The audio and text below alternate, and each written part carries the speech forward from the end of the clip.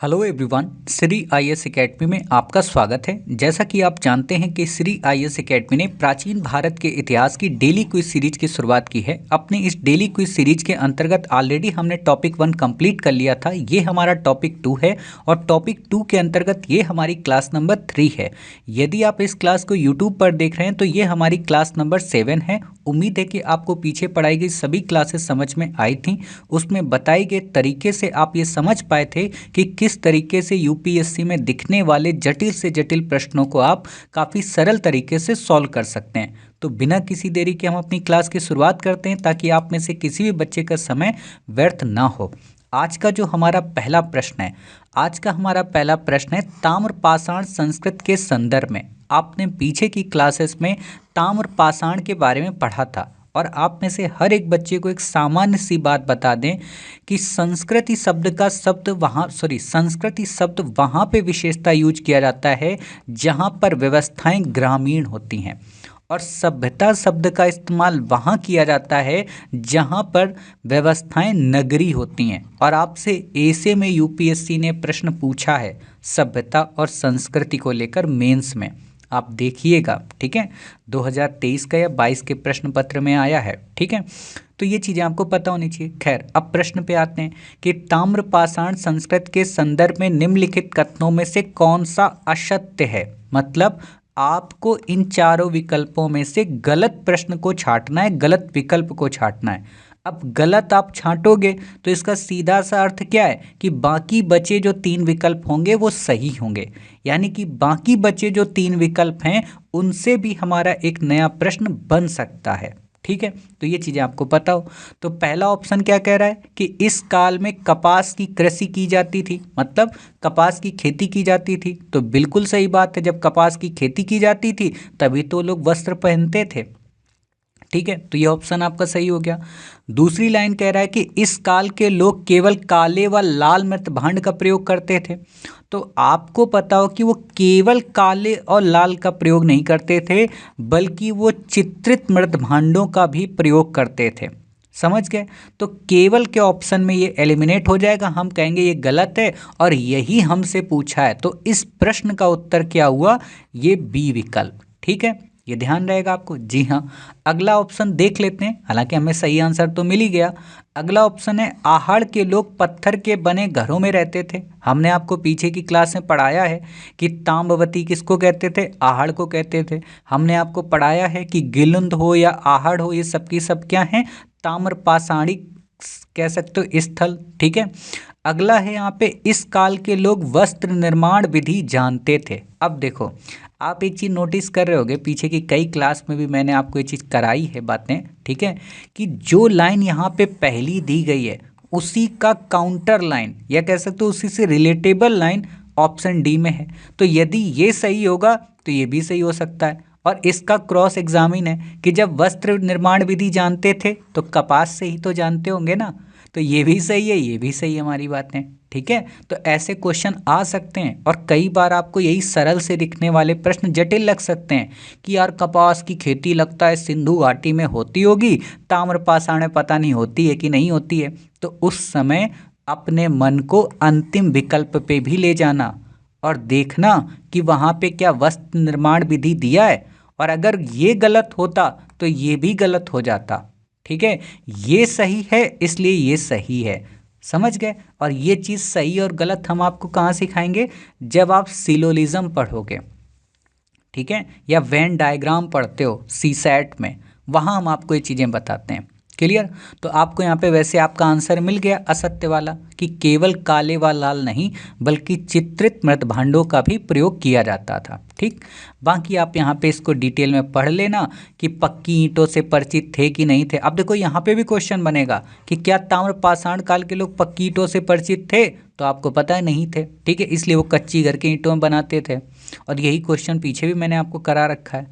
ठीक है, अगला क्वेश्चन देखो, काफ़ी प्यारा क्वेश्चन है, दिखने में सिंपल है लेकिन है प्यारा और इसमें नए क्वेश्चन कई बन सकते हैं। ठीक, तो क्वेश्चन क्या है कि निम्नलिखित में से कौन सा स्थल किलाबंद और खाई से घिरा हुआ है? किलाबंद और खाई का मतलब क्या होता है कि बड़ी बड़ी दीवारें उसके चारों तरफ हों, बाउंड्री वॉल जिसको बोलते हैं, आप में से कई सारे बच्चों का घर होगा, है ना, जिसमें बड़ी बड़ी बाउंड्री वॉल होंगी, या आप कह सकते हो बीच में घर बना होगा, चारों ओर से बाउंड्री की गई होगी।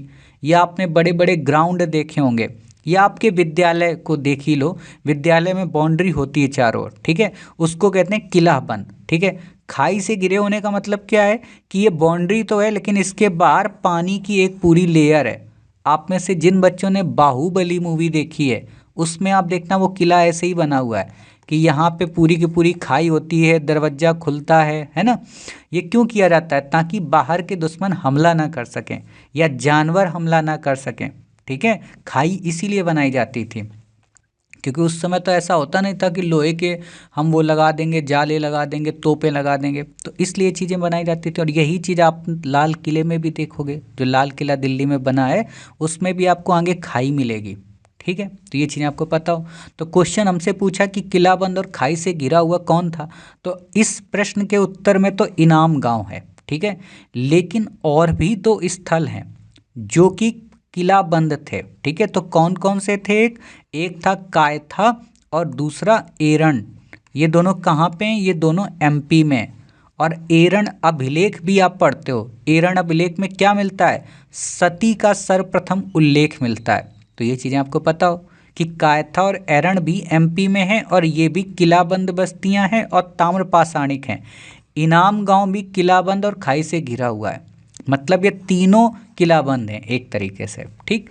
बाकी आपको याद नहीं रखना कि चंदौली कहाँ है, दैमाबाद कहाँ है, ये सब हम आपको पढ़ाएंगे जब हड़प्पा पढ़ेंगे, तब वहाँ पे चंदौली और दैमाबाद का जिक्र करेंगे, ठीक। तो ये चीज़ें यहाँ पे पढ़ लो और बाकी जो हमने आपको बताया उसको भी बेसिक रूप में लिख लो। अब इनाम गांव के बारे में क्या डिटेल है बताना, पीछे की क्लास में ऑलरेडी हम पढ़ा रखे हैं आपको कि ये ताम्रपाषाण युग की बड़ी बस्ती थी, है ना, 100 से अधिक घर मिले, कब्रें मिली, तो ये तो आपसे नहीं पूछेगा। अगला क्वेश्चन हमारा धार्मिक विश्वास को लेकर, ताम्रपाषाण कालीन धार्मिक विश्वासों के संदर्भ में निम्नलिखित में से कौन सा कथन सही है, ठीक है। कुछ बच्चे सोच रहे होंगे सर युग्म वाला नहीं करा रहे हो, तो चलो इसमें युग्म वाले से ही शुरुआत करते हैं, ठीक है। हमने ये 3 बना दिया, यहाँ पे नन कर दिया। अब क्वेश्चन क्या कह रहा है, कौन से कथन सही हैं, ठीक।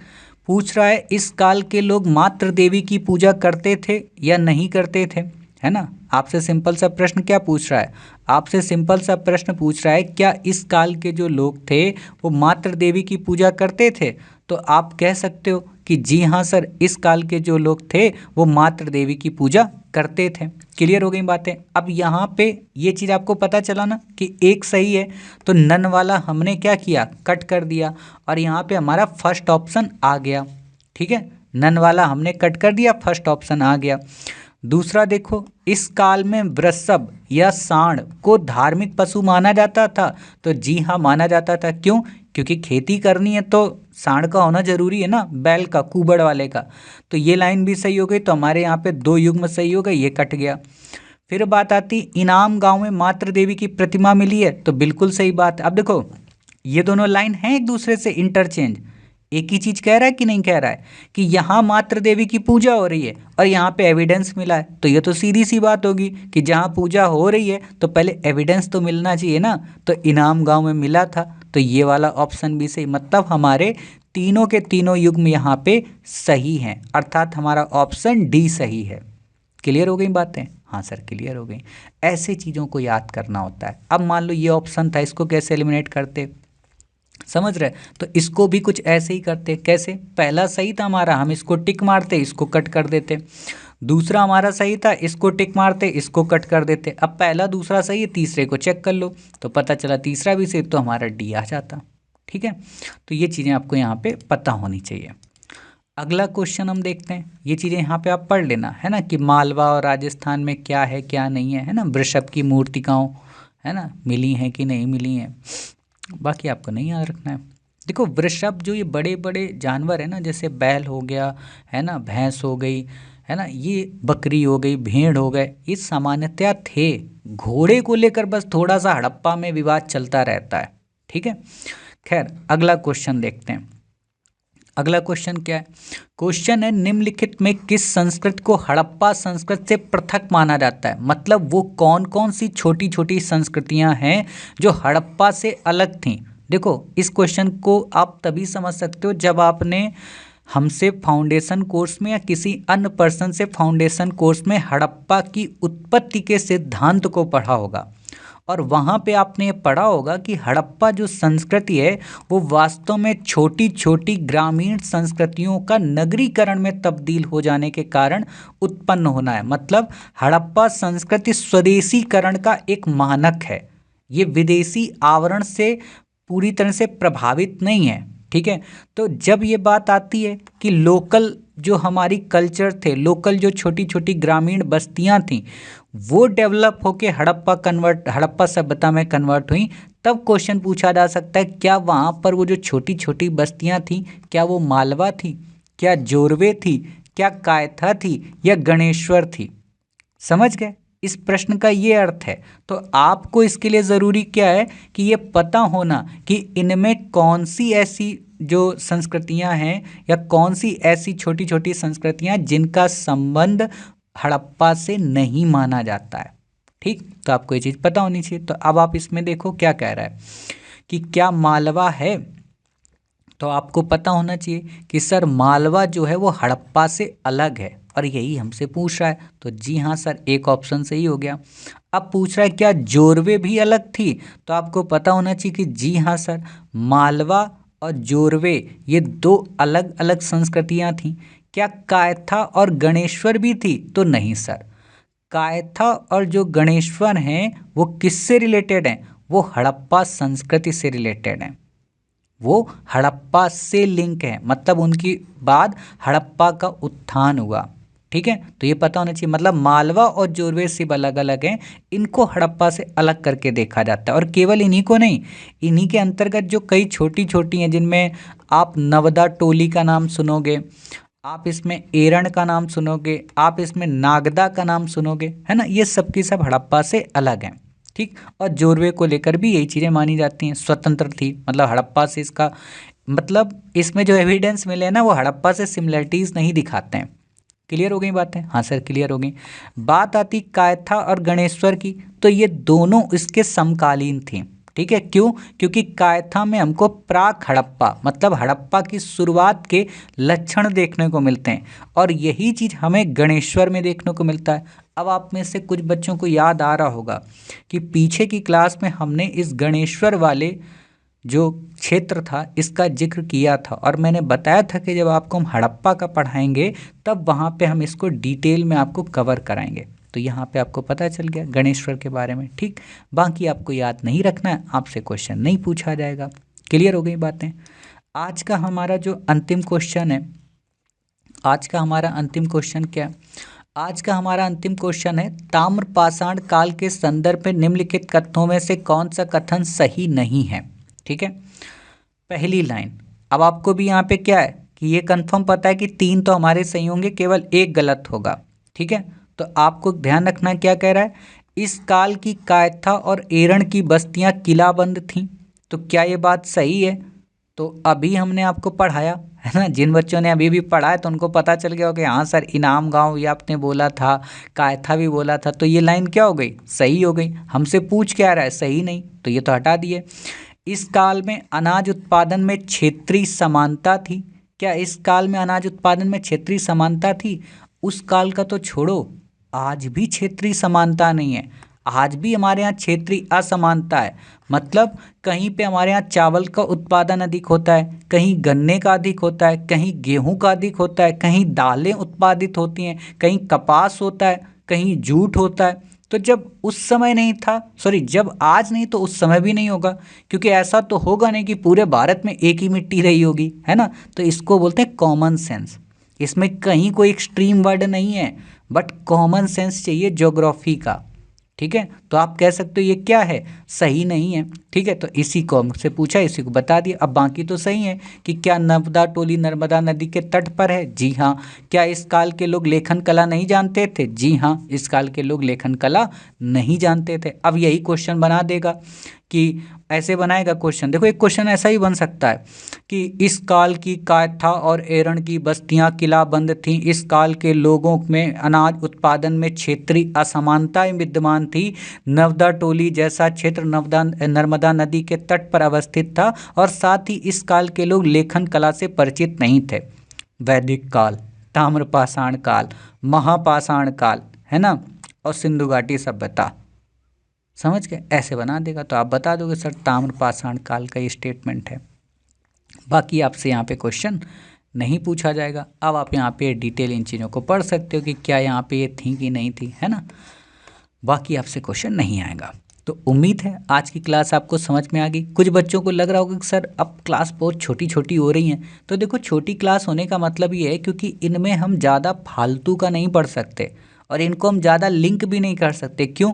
क्योंकि ये सबके सब इंडिपेंडेंट टॉपिक हैं ये, और ये इतने मतलब मैंने हॉट टॉपिक कहा है, लेकिन हमें फोकस किस पे ज़्यादा करना है? हमें फोकस करना है सिंधु घाटी सभ्यता के बाद, यानी कि वैदिक कल्चर पे, या कह सकते हो 6ठी शताब्दी BC से। और ये बात मैंने फाउंडेशन कोर्स में भी आपको बता रखी है कि 99% क्वेश्चन एंशिएंट हिस्ट्री के वैदिक के बाद से आते हैं, और आज के टाइम पे जो क्वेश्चन है वो 6ठी शताब्दी BC से लेके मौर्योत्तर काल के बीच में क्वेश्चन पूछे जाते हैं। और एक और नया ट्रेंड अब चला है कि मौर्योत्तर के बाद भी पर्टिकुलर एक एक क्षेत्रीय राजवंशों पे भी क्वेश्चन आने लगे, क्योंकि सबको पता है कि सिंधु घाटी बच्चा रटे बैठा है, सबको पता है कि वैदिक कल्चर रटे बैठा है। तो ऐसी जगह से क्वेश्चन पूछो ना जब बच्चा भी पढ़ने में मन ना लगाए, है ना। और आपने देखा होगा हमने फाउंडेशन कोर्स में सारी चीज़ें कवर कराई हैं, ठीक है।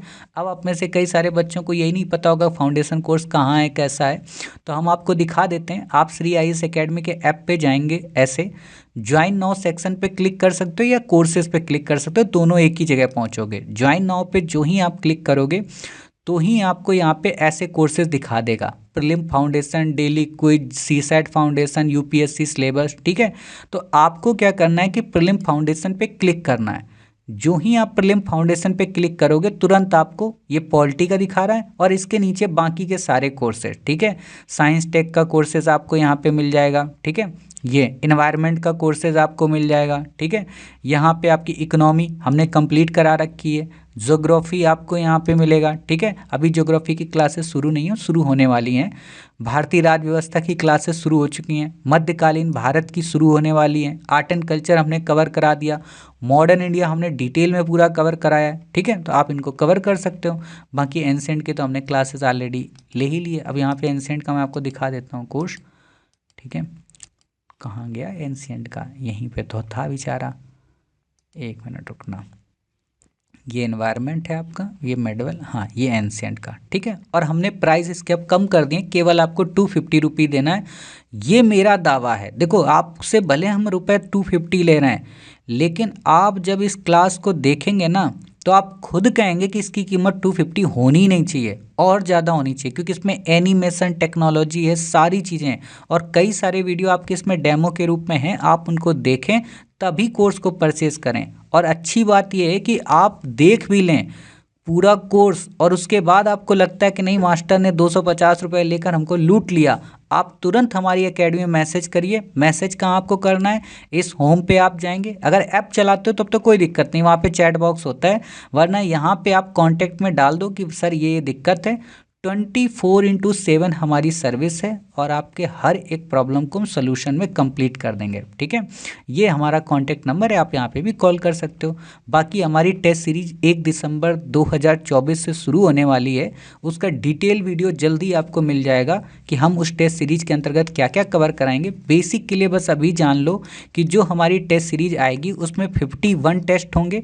उन 51 टेस्ट में 31 GS के होंगे और 20 टेस्ट हमारे होंगे CSAT के। और ख़ास बात है कि इन 51 टेस्ट का डिटेल्ड एनालिसिस भी होगा। और एक और ख़ास बात कि इन 51 टेस्ट सीरीज में एक भी क्वेश्चन बैक ईयर का नहीं होगा। जैसे आप आज भारत में जितने भी टेस्ट सीरीज है ना, उठा कर देखिएगा, उनमें लगभग आपको 5 से 10 क्वेश्चन बैक ईयर के वो दे देते हैं जो पीछे पूछे गए। तो 5 से 10 का मतलब क्या हुआ कि आप एक टेस्ट में 100 में से 5 क्वेश्चन हमारे वेस्ट कर रहे हो, है ना। तो वो नहीं होगा। 51 टेस्ट में वही यूनिक क्वेश्चन होंगे जिनकी 99% प्रोबेबिलिटी होगी 100 में आने की, ठीक है। और दावे के साथ मैं कह सकता हूँ कि भले 500 रुपये की टेस्ट सीरीज होगी, लेकिन आप जब इन 5100 क्वेश्चन को सॉल्व कर लेंगे, समझ लेंगे, डिटेल्ड एनालिसिस देख लेंगे, 60+ क्वेश्चन आपके सही होंगे। 60+। मजाक नहीं कर रहा हूँ, और ना हो तो वीडियो तो हमारे रहेंगे पब्लिक, आप कहना उस दिन हमसे, ठीक है। तो इसलिए आप में से जिनको टेस्ट सीरीज में इनरोल होना वो इनरोल हो सकते हैं। और आप इसको भी एक तरीके से देख सकते हो। टेस्ट सीरीज के लिए आपको क्या करना है, इस कोर्सेज के सेक्शन में जाना है, ठीक है। टेस्ट सीरीज यहाँ पे क्लिक करना है, ठीक है। आपको यहाँ पे टेस्ट सीरीज का आइकन मिल जाएगा, आप इसको परचेज कर सकते हैं। ऐप में अगर जाएंगे तो वहाँ टेस्ट सीरीज पिंक कलर में अलग से बना हुआ आपको मिल जाएगा, मतलब कुछ इस तरीके से। देखो मैं आपको दिखाना चाहता हूँ, यहाँ पे ऐप की ये पिक्चर है, ठीक है। ये देखो, मतलब क्विज वाले कोर्सेज यहाँ मिलेंगे और टेस्ट सीरीज ये इसके नीचे, इसको दबाएंगे तुरंत आप इस सेक्शन में पहुँच जाएंगे, ठीक है। उम्मीद है आपको क्लासेस अच्छी लगेंगी तो आप अपने मित्रगणों को भी बताएंगे। बाकी आपकी जैसी इच्छा, क्योंकि सब कुछ आप ही के सहारे है, ये एकेडमी भी और हम भी, ठीक है। तो मिलते हैं अपनी नेक्स्ट क्लास में, या कहें इसके अंतिम पार्ट में। अपना ख्याल रखिए, स्वस्थ रहिए। जय हिंद, जय भारत, वंदे मातरम, भारत माता की जय।